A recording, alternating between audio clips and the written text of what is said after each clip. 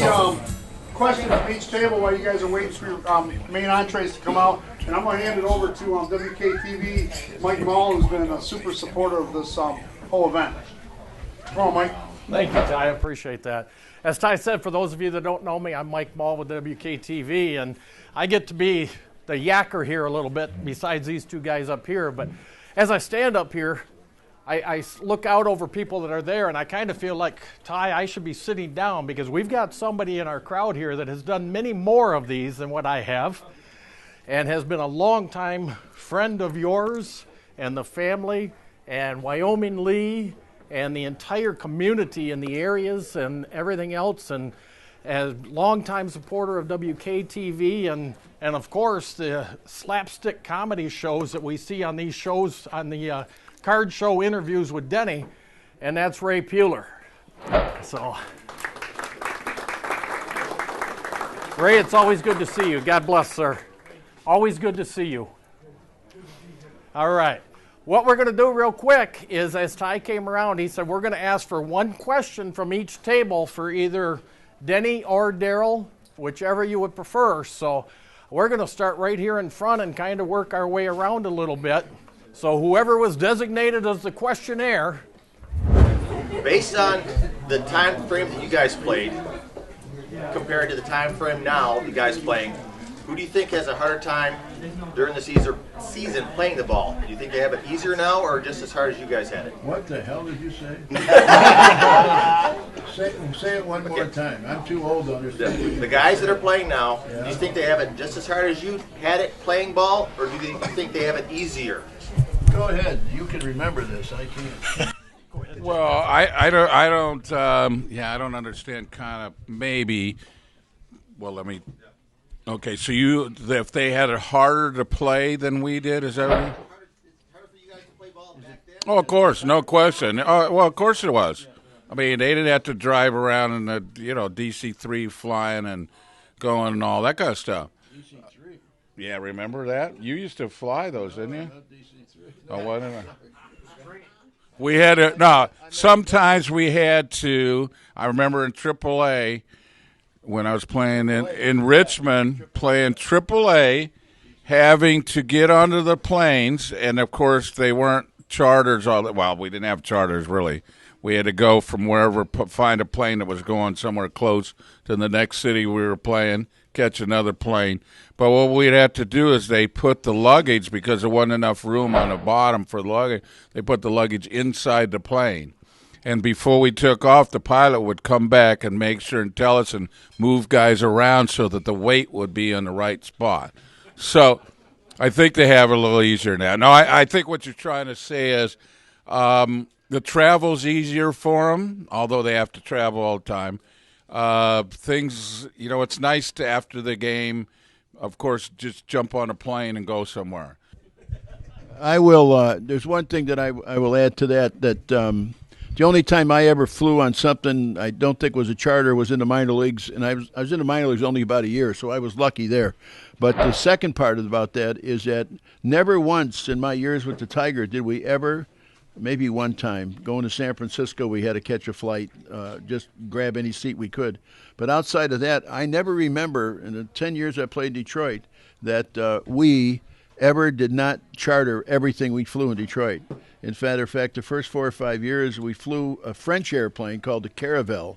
It was a twin-engine jet, engines in the back, and we had one harrowing moment in the airplane when at 39,000 feet, one of the engines kicked out over Colorado.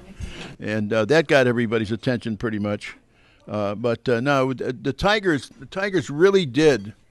For the players, they really did, and I don't know what your experience was. I suppose it was about the same. They really went first class with their players. They really did for the most part. I'm not saying there weren't things they could have done better, but you know what?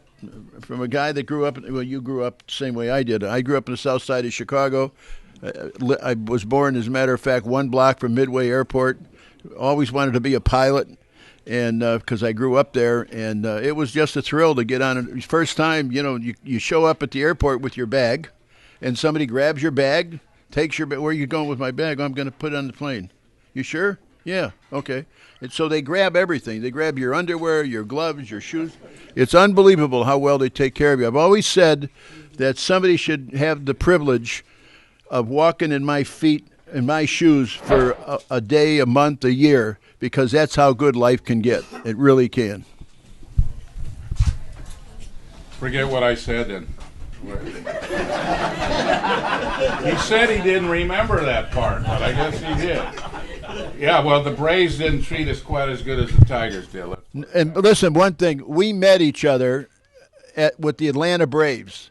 I was in my last moments of life with 74, I think. 74, yeah. You were there right after Hank. Right after Hank hit the home run, yeah. And so that's how Darrell and I met. And the day I saw him, I was standing there with Cleet Boyer, and I said, boy, this guy's going to be a player. And I'll never forget the conversation, because Cleet was one of my favorite guys growing up.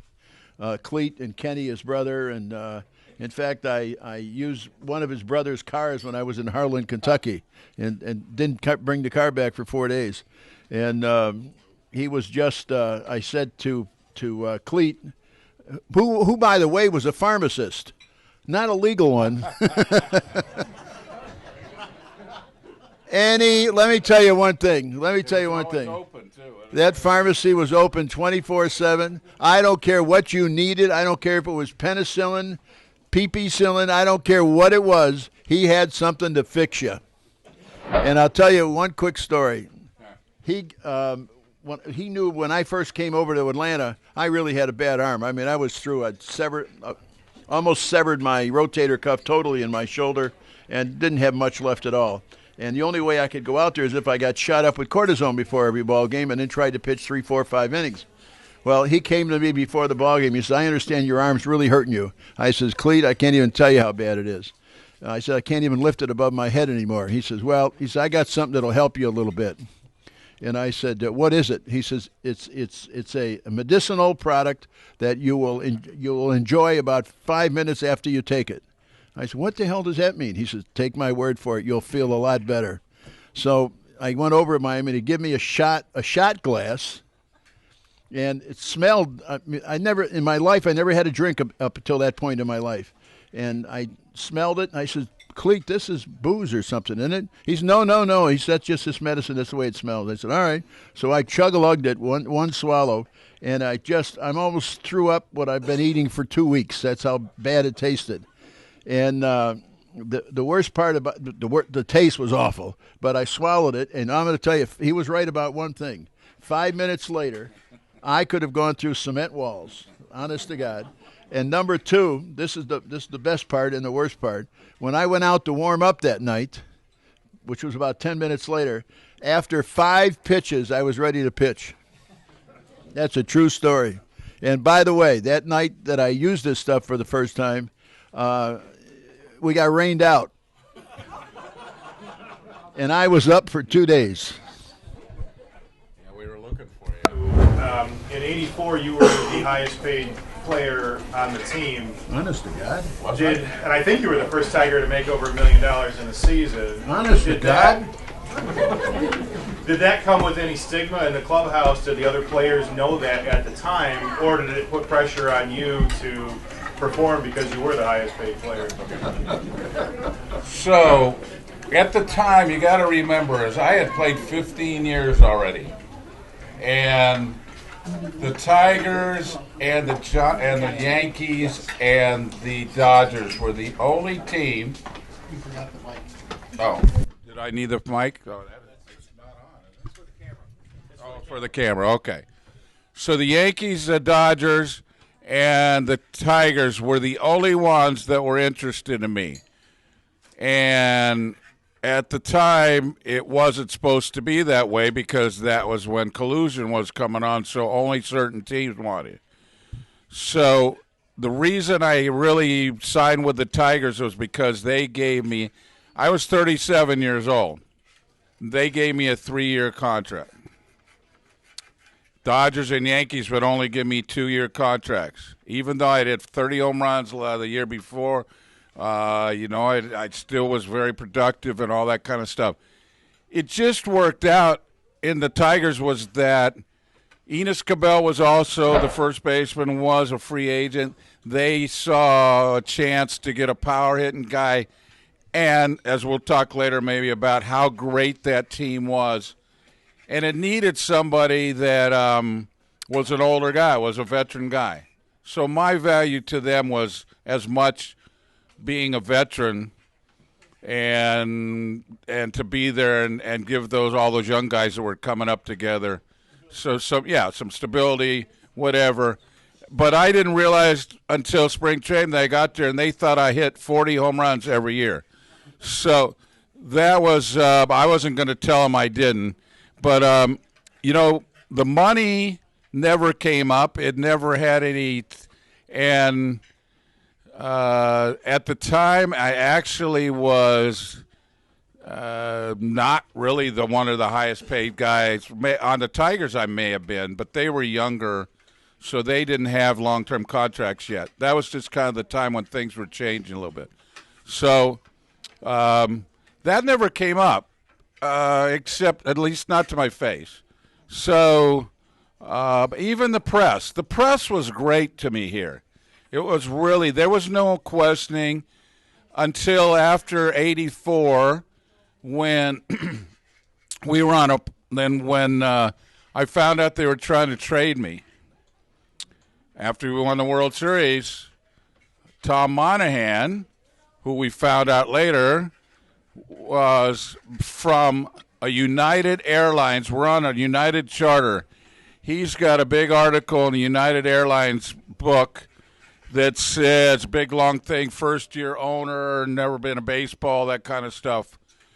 And great things, and, to win the World Series and all this kind of stuff. And he was very controversial at the time because he had paid $53 million for a franchise, which is like twice as much as anybody had ever paid for a franchise. I don't know if you guys remember that. But anyway, so they interviewed him. Everything was positive until they asked him and go, well, is there one thing you might change? Do you have any regrets? And he goes, yeah, giving Darrell Evans a 3-year contract. So, of course, the other players noticed that right away when they opened up the United magazine. So they had some fun with it and all that kind of stuff. And I actually was traded. I was actually traded, not physically, but that deal was done. I was going to the Yankees for Jack Armstrong, who was a rookie pitcher that was supposed to be a big phenom. That trade was done. I was going there, and it looks interesting. I look back on my career and go, you know what? What I did in 1985, I hit more home runs than anybody in baseball. And if I would have done that as a Yankee, things might have been a little bit different than it turned out. But I'm glad it didn't happen. I mean, looking back. But that would have made things a little bit more interesting. Yankee fans or Tiger fans wouldn't have been so enamored with the front office after that point either. But and we won in '87, so what the heck? We had a great run and great time.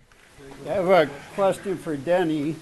I was talking to somebody today, and he asked if I should ask you about the rumor that the last pitch to Mickey Mantle, you served up for a home run so he could hit a last home run at Tiger Stadium. Yeah, that's true. Most of it's true anyway, but it's in the book, by the way.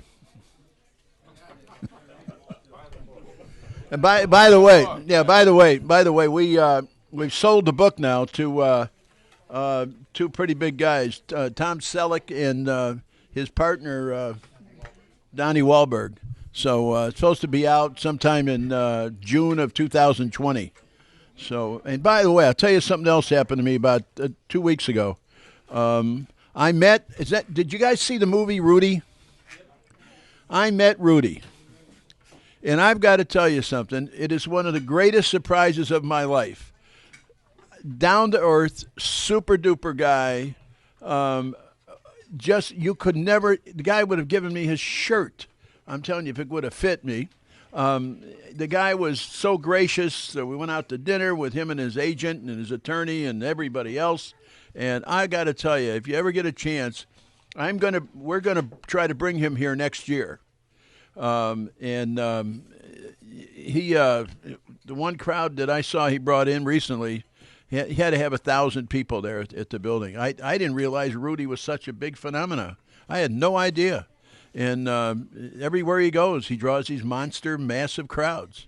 So hopefully that'll hang on for a good year, and we'll bring him here. But what a and trying to think of the right word. I mean, language-wise, his ability to speak, his ability to relate is unbelievable. Of course, he went to Notre Dame. That's got a lot to do with it too. And he really, whatever he learned at Notre Dame, he learned well, because he's also a perfect gentleman. He really is. But Mickey Mantle was my idol. It's just I don't know any other way of saying it. I mean, he was my guy. I had an opportunity to do something that I never thought I would be able to. We were winning the ball game 6-1, 2 outs in the ninth, nobody on, and it was time to let him see if he could hit one more. He needed one more, and of course he did.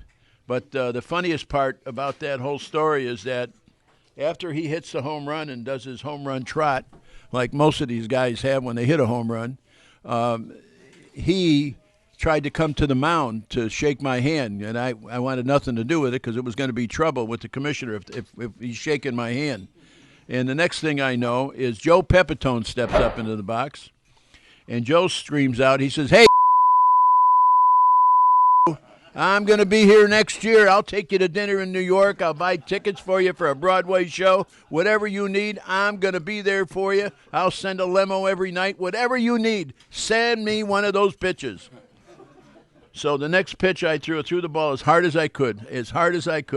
And in retrospect, and I knew it right after I did it, it was too close to the back of his head, because if he leans the wrong way, I'd have killed him. So anyway, he jumps out, gets out of the way. The bat goes down the third base line. The helmet goes down the first base line, and we didn't know it. He had a toupee. And the toupee went flying off of his head, and it landed on the chest protector of the home plate umpire, Emmett Ashford, first black umpire in Major League Baseball, the best entertainer we've ever had behind the plate in Major League Baseball. He was great for the game. And Joe just started screaming at me. I said, "Joe, I know Mickey Mantle, and you aren't him." So that was my and Joe and I are still pretty good friends. As a matter of fact, we have the picture with us? Okay, maybe we'll get it. But Joe then about several months later sent me a picture, and I don't want to use the language that's on the picture from Joe. But unless we get it tonight, we'll have it at the function tomorrow, and you can take a look to see what he wrote, because it is very, very funny, and he's still pissed off 20, 40 years, 50 years later. Still scared. All right, one last table. Who's got the question? Paul? Denny, this one's for you. Willie Horton told me that you were the only guy he knew that would come to spring training and didn't need to warm up. He started throwing hard right away. Is that true? I would always come to spring training in pretty good shape, too. I mean, I started throwing in late January, which a lot of guys don't believe in for some reason. But I never threw hard, but I threw enough to make sure nothing was hurt, broke, whatever. So maybe that's what he means by that. But because normally by my third or fourth start in spring training, I was throwing at least 7 innings, because I was ready when I got there. Because I knew one other thing. Got to remember, my father-in-law was Lou Boudreau. And Boudreau knew more about this game than all of us in this room put together. And he said, "I'm going to tell you a secret. The secret I told Feller a long time ago, and I learned this also from Early Win." I said, "What's that?" He says, "Come to spring training ready to go and with everything in place for the first week of baseball of the season." And he says, you'll steal 3 or 4 wins because nobody else will be in the shape you will." And he was right. He was absolutely right. Stole 2, 3, 4 wins every year early in the season. So somebody asked me before about never being on a disabled list. That's a very interesting point that you brought up, Denny. I look around now and coaching little kids and everybody else, and everybody's out there stretching, and I'm going, 7 years old, do you really need to stretch? Probably not. But knowing how to be ready for the season, looking back, it was like, Yeah, well, I had to face him at his best. Maybe the second or third time we got to get up to home plate. So it was a natural way of thinking is that, well, I better be in shape spring training too. Because I think what happens now is that they don't – the most important thing for me was – and I played 21 years and was never on the disabled list. I'm the second oldest guy. Tony Perez played a little longer than I did, was never on disabled. Now, there's a lot of luck and stuff involved in that, but I think it goes back to what we're talking about here, was that when the season was over with, I was beat up. I played every day. Physically, I was beat up. Mentally, you're beat up unless you're winning. Even if you're not, it's okay, you had a good year, but so what? That doesn't matter. That's not where you're playing anyway. So you had to regroup. Took me 2 or 3 weeks. You don't get sick during the season for whatever reason. Somebody keeps you from getting sick. So all that stuff happened. And then you realize that, okay, next year's coming, the holidays are coming, and now I'm going to have to go back to my work. And those other guys are going to be – they're not going to make it easy on me. So it was a real fun way to learn how to have an advantage over everybody else. But it was an inspiration because looking back, I faced 39 Hall of Fame pitchers at least. Denny's not in there yet, but whatever, and so many other guys. So when people ask me, well, how come you only hit this? And it's like, well, okay, well, they were pretty good, weren't they? But they all had this work ethic that Denny alluded to. They were ready to go when spring training came along. Now, as an everyday player, I learned that the season's a marathon. I hope to get through spring training in physically a really good shape, where nothing's hurting, I've got hit by a ball, nothing that's going to hold me back. And sometimes that happens, sometimes it didn't. But so when the opening day, I was never going to feel better physically than I was that day for at least 6 months. And, then you get down to the playoffs and all that stuff and the end of the season, and you're playing on fumes and you're playing on mental. That's what you're really playing on. So if you feel good about yourself and you think you've understood how to do that and you can compete with these guys, that was the way to figure it out. And I figured out it's like a marathon to me, so I ran. In the wintertime, I ran whatever that day. I ran 3 to 5 miles 6 days a week. However I felt that day was what I was doing, because what it did is made me mentally really tough. It was something to look forward to. And when I got to spring training, so if I was in pretty good shape, then I could practice baseball, not practice getting in shape, which is exactly the difference of what we do now. There's a lot of guys that go to spring training, even today. Well, a lot of guys still go to spring training not in shape. They get in. A lot of guys, the guys that I know and that I've talked to, they pump iron and more iron and more iron and more iron, and all of a sudden they go to spring training and they're walking around like this. And it takes them all spring training to get loose again. So the last thing in the world that I ever wanted to see was our pitchers pumping iron and doing those silly things that all it does is tighten everything. And you short arm the ball. Once you start short arming the ball, you're in trouble, because then you're going to get hurt. Plus, okay. I didn't mean to, go off on that, but that's really a good thing, and it's not just in spring training for us. It's the way we teach our kids, it seems like.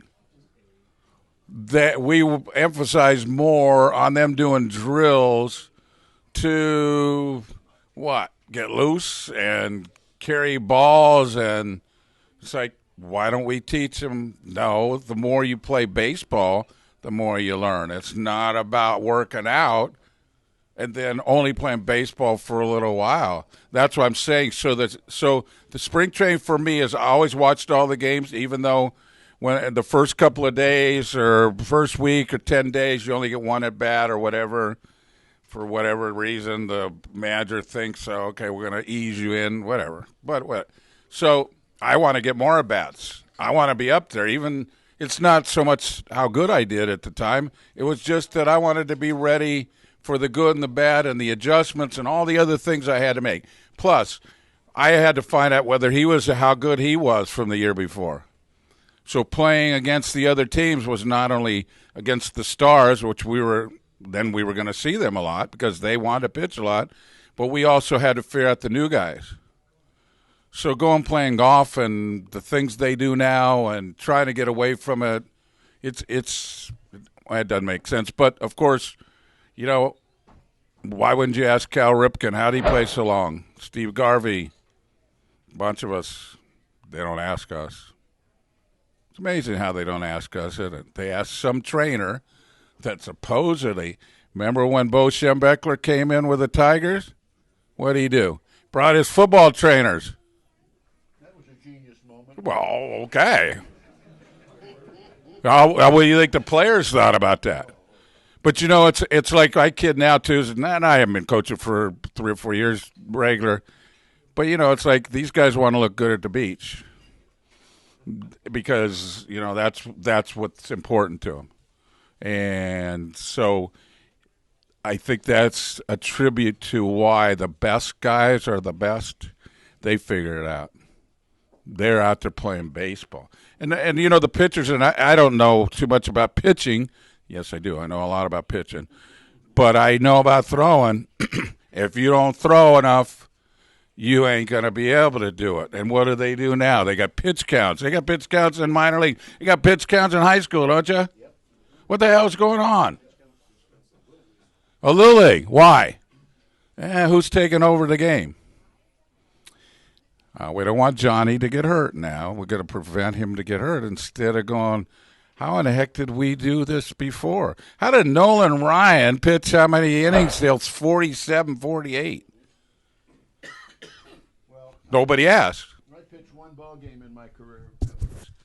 So the point is, you all know, the more we do something, the better we are at it, aren't we? Why is it that we want to go, no, you don't have to do that much? And one other thing I did during the winter, I used to bowl a lot. I used to bowl 100 lines a day starting in 1965. Wow. During the winter, 100 lines a day. I was on the TV show there, Beat the Champ. Some of you may, if you lived around there at the time. So that's the way I kept myself in shape during the winter, too. 100 lines a day. Had a great time in that bowling alley for some reason. But anyway, anything else? Well, you were throwing at somebody. That's why you like that, isn't it? Darrell, if you were to play right now, you're 20 years. Do you think you can make it without going on the DL list? Right now, if you were to play right now. I'm 71 now, so maybe not. No, I'm just saying, let's move your age. Well, no. A lot of that's luck because obviously, you read about sometime some guy's opening a package at home and his knife or his trips over something. Sure. So of course that was, but I guess the point was that I was hurt all the time. Yeah. Didn't you tell But you understand that. That's part of your job. Like what you people do, we don't know what you go through to get to do your job. You get up every morning or whenever, right? And you go to work and you may not be feeling good or something happened, but you're not allowed to go, okay, can I take a day off? And I just see it now all the time, every sport. Look at the NBA. You got to be kidding me. Guys take time off. Aren't you getting paid? You're not going to work. And the guys that happened before, we all played longer. He pitched more. He threw more often. So anyway, being on the DL was, it's of course, but it's a sense of pride, obviously, and it's luck. I mean, I got broken fingers and ribs, and I played through all that kind of stuff. But you don't want him to know that. Yeah. Exactly. I sure as hell don't want him to know it. Because if he knows it, you know what? That one slipped, and I'm going to get you. Right? No, well, that's the way men play the game.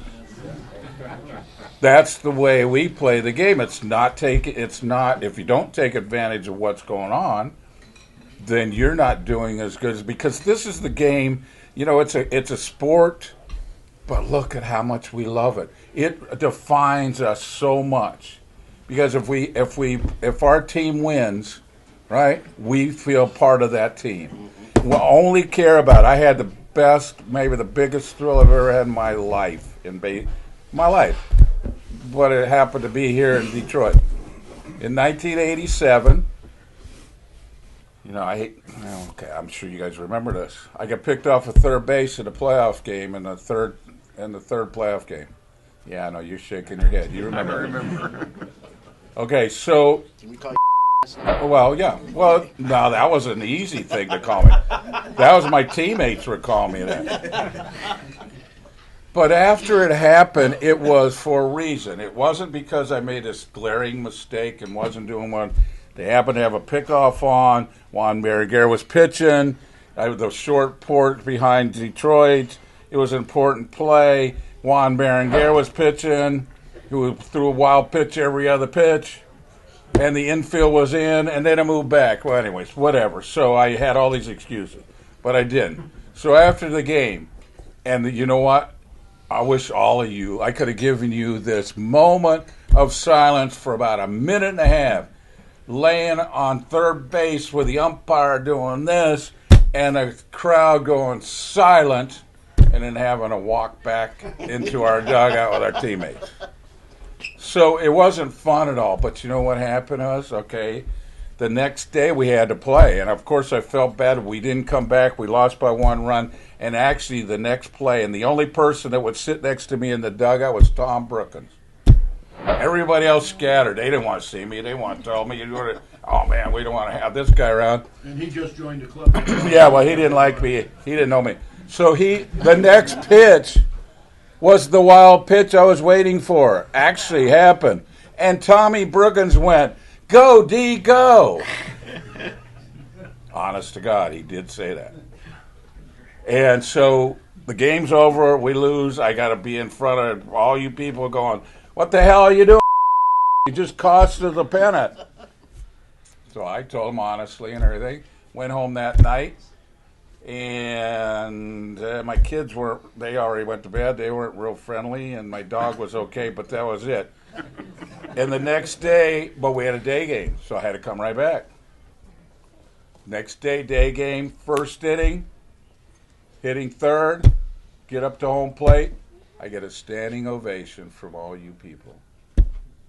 And it was the worst moment of my life, maybe once, to becoming the best moment of life, because I know all you people felt, it was so, it meant so much to my family and everybody else, obviously. It meant so much to the players that you guys understand what we go through and how much you are involved in what we're doing. So it makes us, I don't know if these guys know that, how important, how much we know, how much you guys care about us. And this town is the best sports town in the world, there's no doubt. I always have to apologize for you guys. You guys got to apologize for yourself. But anyway, I love playing here, and the great thing about it is it kept us going. And when we won, there's nothing like being at a parade with you guys out there. You got to be kidding me.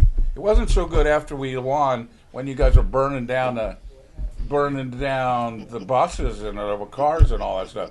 But anyway, so that's why we play the game, and that's why we go out as hard as we go.